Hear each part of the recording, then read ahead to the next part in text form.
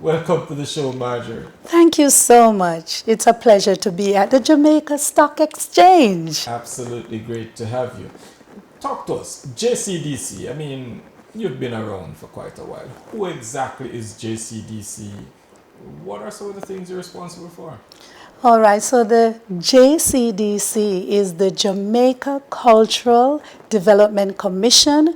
We are an agency of the Ministry of Culture, Gender, Entertainment and Sports. And we have the awesome task of the mandate to unearth, develop, showcase and preserve our culture and the talents of the Jamaican people. So that is our main duty here in Jamaica, to maintain, preserve, develop, showcase the Jamaican culture and the talents of the Jamaican people. That's monumental, Marjorie. Yes. That's a whole lot of things you're expected to deliver on. Yes. How long has the JCDC been around? We are celebrating our 60th anniversary this year. The JCDC started in 1963, just after gaining independence, because they wanted an organization that could help to now preserve this culture that is called Jamaica. And we started in 1963. It was then called the Festival Office. And in 1968, they changed it to a commission.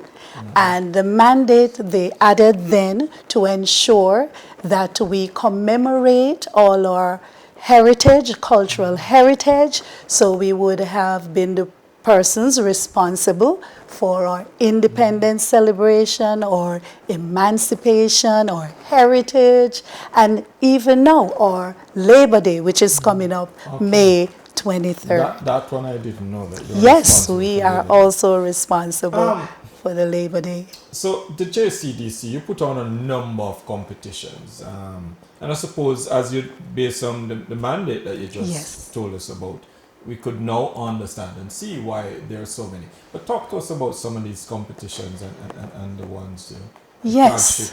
festival and so on. Thank you for that opportunity, because a lot of people only see JCDC during independence celebrations. And maybe some of the outstanding competitions we've done, like festival song, but they do not realize that we are at work from the beginning of the year to the end of the year.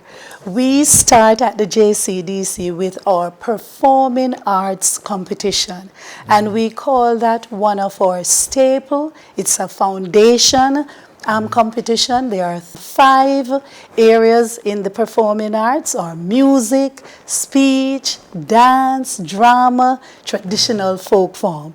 And that competition starts in January. We have our parish finals, and then we move the talents who would have gotten their gold medals to the national finals.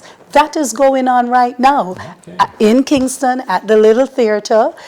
We started, and we're in the final set, and that's dance. We would invite as many, persons who can come out. We'll be there. So that takes care of the beginning of the year with our performing arts competition. But now we're also open for entries, and we're still accepting entries for our culinary arts competition, our literary arts competition, and our visual arts competition. So those now will roll out in May, June, July, going all the way down as we find the gold medal winners in those areas. We are also now preparing for our well-known, one of our dynamic programs, the Miss Jamaica Festival Queen. We have close to 120 young ladies who are involved across the island. We're going to have the parish finals, and from the parish finals, we'll select the parish festival queen, who will then come into Kingston sometime in July, and we prepare them for the national Miss Jamaica Festival Queen coronation. All right.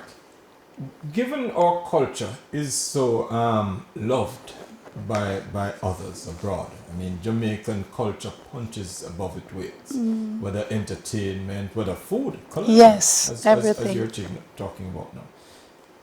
How does your mandate view our culture, the proponents of our culture from a business perspective? Do we feel we are delivering on the mandate in terms of churning out people who are going to contribute positively to the economy?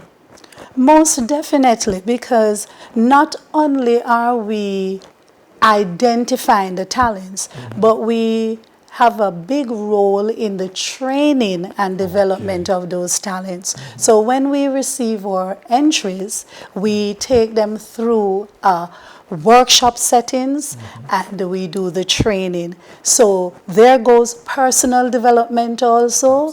And we winners in our competitions like Miss Jamaica Festival Queen, the festival song, we also have what we call artist management of these winners, and we try to get them into different programs, shows that are going on, because a lot of these are performing people. And right across the Caribbean, we try to get them involved in other entertainment products that are going on. So we play a big role in training and developing and giving them that platform on which they can then, go off into the international scene. Many persons may not realize an artist like Christopher Martin, he's a foundation member from the JCDC. He would have entered the performing arts, so he would have learned certain skills, how to manage on a stage. So when he entered like a rising star, he was ahead of the game, because he would have had training with his vocals and then how to use a stage and things like that. That would have been my next question. When you look at Marjorie, how satisfied are you with the talent that you've unearthed, that they've gone on to really master their craft and deliver on the big stage, whether locally or internationally? Do you feel that you've generated, put enough of them out there in a meaningful way? We are proud. After 60 years, I believe we would have contributed significantly to where a lot of people are. I'll pull two names in even broadcasting. A lot of people may not know Dahlia Harris was a festival queen coming out of St. Catherine. And Jenny. And it was through the JCDC they got involved, because I remember when they were invited to co-host on the morning show as festival queens, and then broadcasting Jenny took off, and went into radio and so on. So yes, we have provided a platform, and I'm proud of it. I may not be able to call all the names, but as wide as you can think, even internationally, we have our participants, winners, who go on to other competitions and do extremely well in those competitions, whether it be in theater, on the stage in Europe, the various stages in Europe, the United States, theater. We're doing very well in theater. Those who would have done drama, and they're moving on and doing well. Yes, you will always have room to do more.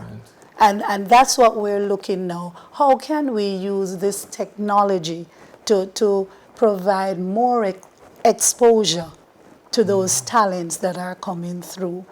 We also have been able to encourage a lot of our talents to go on to careers in the arts. So the Edna Manleys, they would go on to training in the, at Edna Manley and other schools that are worldwide. So we have had the impact, and we have provided that foundation for people to move on. As we look to wrap this section of the interview, because there's so much to talk about with the JCDC. Apart from the competitions, and you did mention training, what else do you look at? All right, so we are vast. We operate the Ranny Williams Entertainment Center. That is our property, and that is a huge venue in Jamaica. So we do that. We have a business development unit that seek to see how we can get all our winners involved in various entertainment products. And we also, as an agency, we take care of a lot of the government activities that you see going on. So we provide management of events management. Yes, we do. Great. We do. And we're going to end this section of the interview right here, because when we next talk to you, we'll have to do it in 2 parts. But when we next talk to you, we want to look at how you monetize all this, vast, rich history and culture, and make it into a profitable venture. So you've heard it from Marjorie herself. She's acting executive director of JCDC, and many of us just know about the festival competition, but you're learning more and more as we go. Come back with us tomorrow morning at 9, and we'll have the second part of the interview with Marjorie Leyden-Kirton, and she, of course, is going to tell us how JCDC is looking to monetize and making a real business of the activities under our culture. As we always say here on Let's Talk Stocks, we give you information to make better financial decisions. Come back with us tomorrow morning at 9. We'll have the second part of this interview lined up for you.